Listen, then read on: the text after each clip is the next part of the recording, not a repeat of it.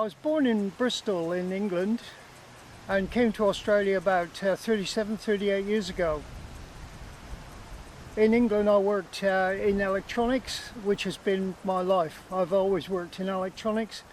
I used to have a car and service an area of Devon and Cornwall in the UK. I came on the Australis back in the 70s, and I suppose I was successful. I always considered myself successful in the UK and thought I could make more of a success in Australia. It was quite a decision because I had a good job. The money was good and car, and I was on my own. I was left to just do the work that I was given, and there was no problem. And it just made sense though to come here because I enjoyed enjoyed a sunny atmosphere or sunny. I like the sun, and I also like to go on the beach, which I couldn't do very often in the UK. When I came to Australia, I started off by doing some painting with a team to make more money, and then after about 6 months went back into electronics. I worked for a company in the very early days of facsimile machines before they were a popular thing. They were just for industry in those days. I realized I was getting absolutely nowhere. I could just pay my bills. So I started a business repairing, in those days, car sound. So we started with car sound and went on to taking car radios out, putting cassettes in, and then later on other equipment as well in cars. That then went into hi-fi and stereo equipment, eventually into organs and various other pieces of equipment. So built up quite a big business and then pulled the plug on it. Well, I wanted to travel. I wanted more time for myself. I just found myself tied down in a business, and then I found I was tied down as well with a house and all the other things that went with it. And I started thinking about doing other things in life. Oh, when I was around 60 years old, I suppose, maybe a bit more. It was a progression. And one day I decided to go to Derby in the Kimberley. And I worked up there for about 6 months. Met a lady one weekend in Broome, and she also wanted to travel, so we got together. I found a business that needed looking after in Victoria, and we both went there, looked after the business for about 9 months, something like that. We bought a tent, and we went tenting around in Victoria, New South Wales, and decided then to come back to Western Australia and do something about full-time travel. First of all, we bought a coaster bus that was converted into a camper, and we used to go away weekends and holiday times, and made a decision that when I was 65 we would retire and go traveling full-time. About 3 months before I became 65, I was told that I was never going to complete the vehicle and we should go right away. I'll step back a bit here. What happened was that we bought a coaster bus, a 6-meter vehicle with seats, took all the seats out and converted everything myself, and it was an ongoing project as far as my friend was concerned. So 3 months before I was 65, we packed up and headed to Tasmania, from Western Australia to Tasmania for Christmas.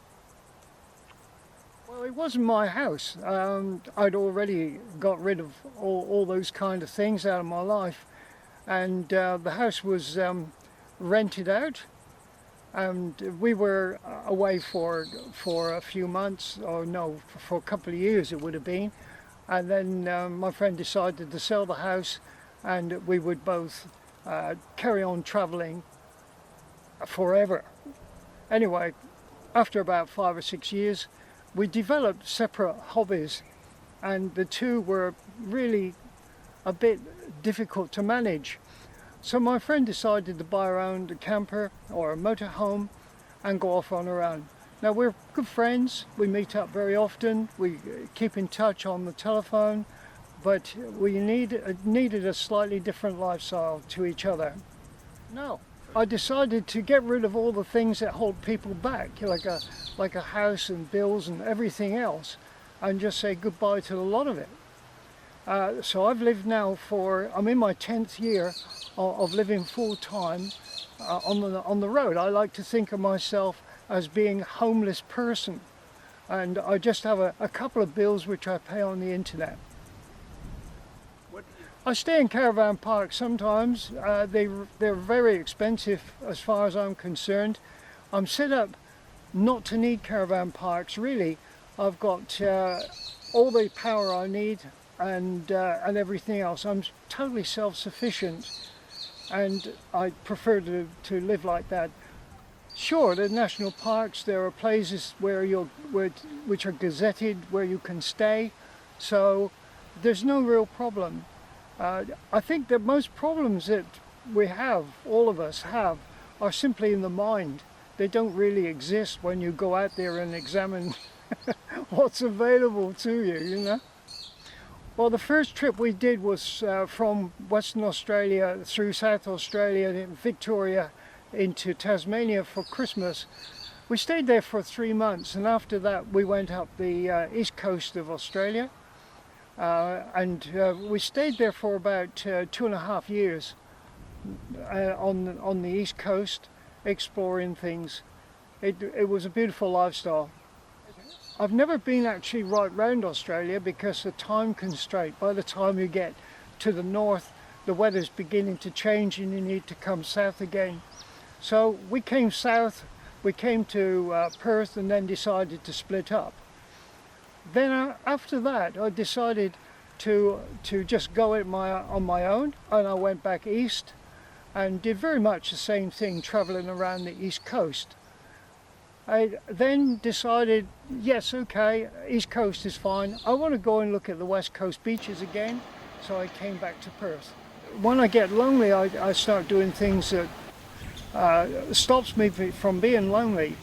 There are plenty of people on the road, there are literally thousands of people, but I was one day in Carnarvon, and I saw a girl walk past the vehicle, and she started walking out towards the jetty on the railway track. Well, that's hard going, and within minutes she turned around and came back.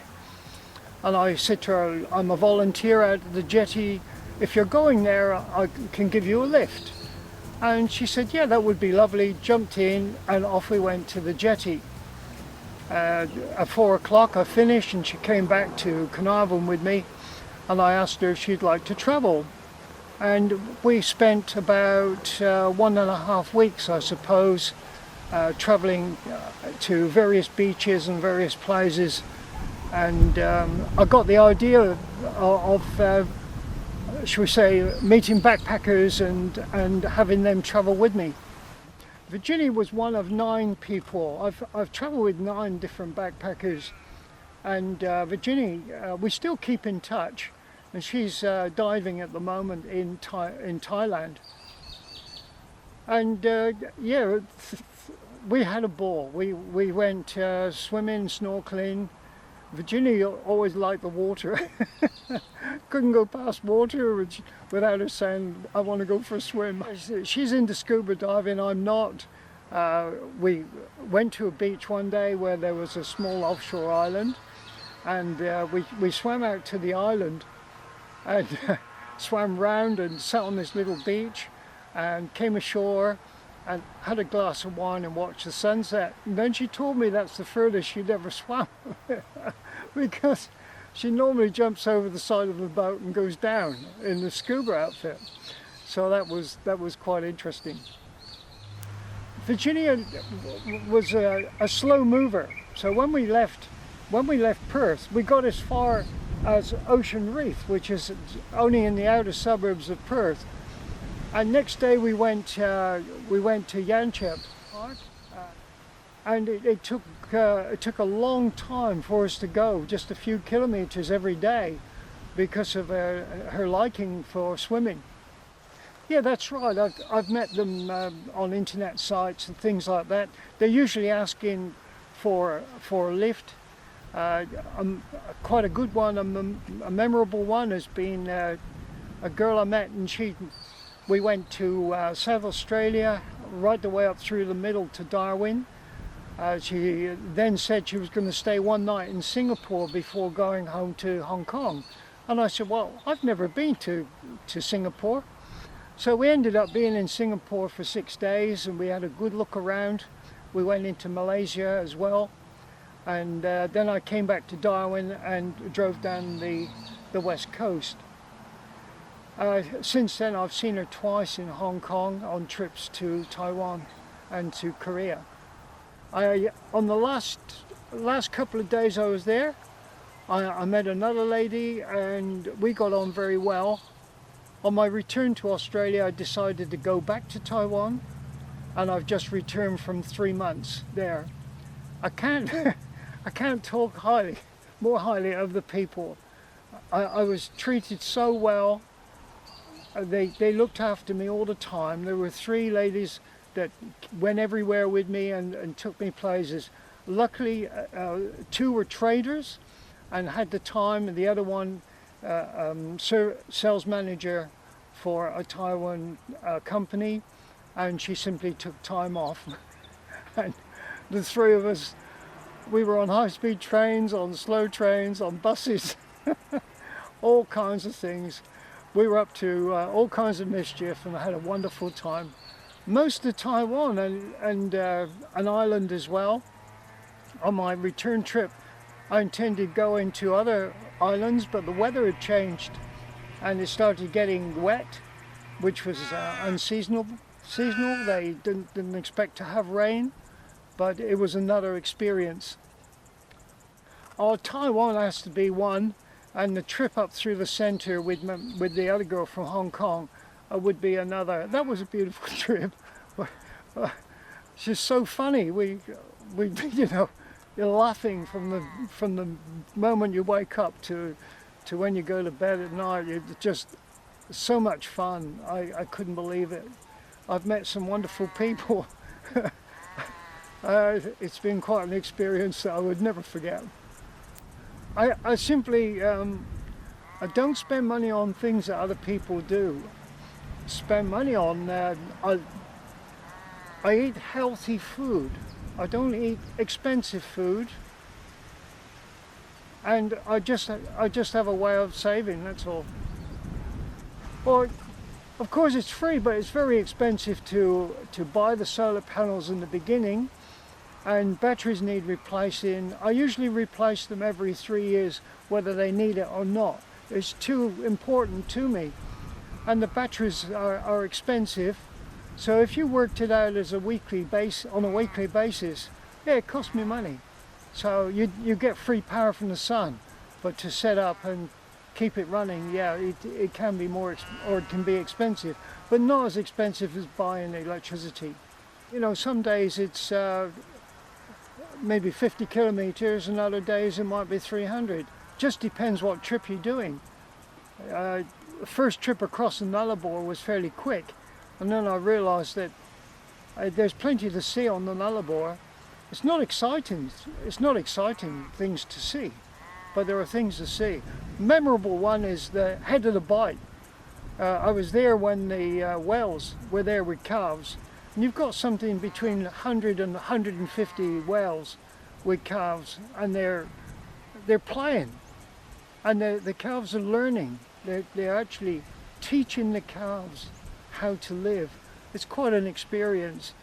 I find that very often when you're just snorkeling and looking at fish, they just don't swim around. They have a life. It's quite incredible. If you go to Tasmania, there's a wealth of craft, and I went for the end of the Sydney to Hobart yacht race, which didn't disappoint me. I stayed up all night and watch yachts come up the river. So it depends what you're interested in, but there's so much going on in the country. You go to tourist bureaus and get information about what's going on, or you read books. I belong to Camper Motorhome Club of Australia, and in our magazine there's plenty of information.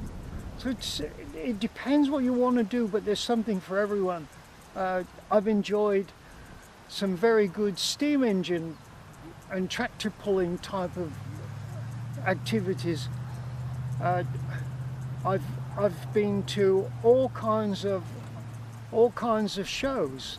Well, in some of the cities, you know, I've been to everything that you can do in these cities. It's amazing how much there is in Perth that I didn't know about until I became a tourist. Went to the tourist bureau and then was amazed at what I didn't know about Perth, even having lived there for, what, 25, 30 years. Amateur radio, it's been a godsend to me. I became a radio amateur many years ago.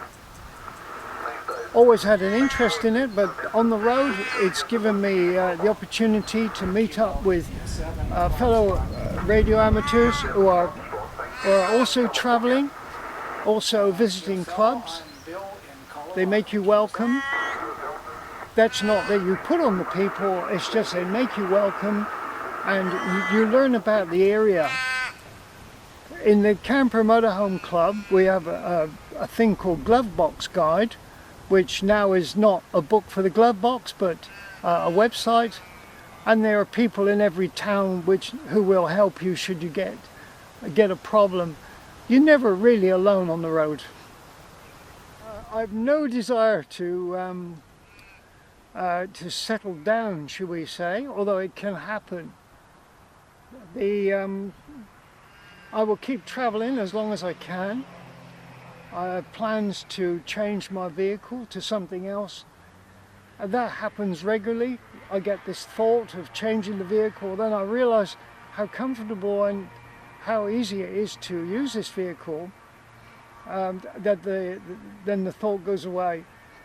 One of the biggest problems people have when they go on the road is choosing a big vehicle.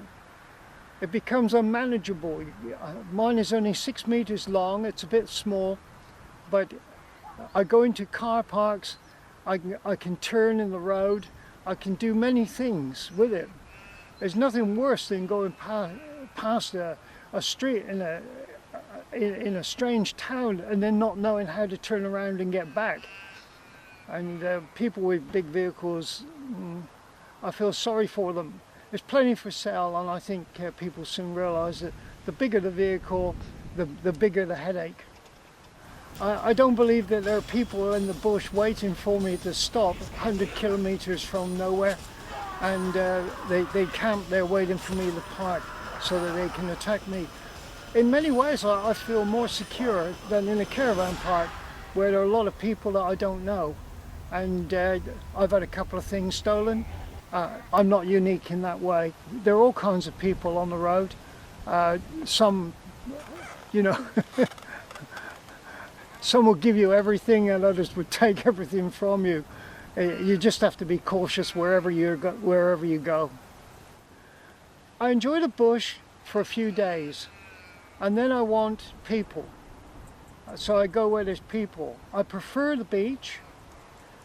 I like a quiet beach, but also it's nice sometimes when there are other people there and you sit down of an evening and maybe enjoy a glass of wine and a chat about where you've been and what you're doing. So again, I say you're never lonely. It's unusual for you to be lonely if you don't want to be. Well, thank you for recording, and it's been a pleasure. Thank you.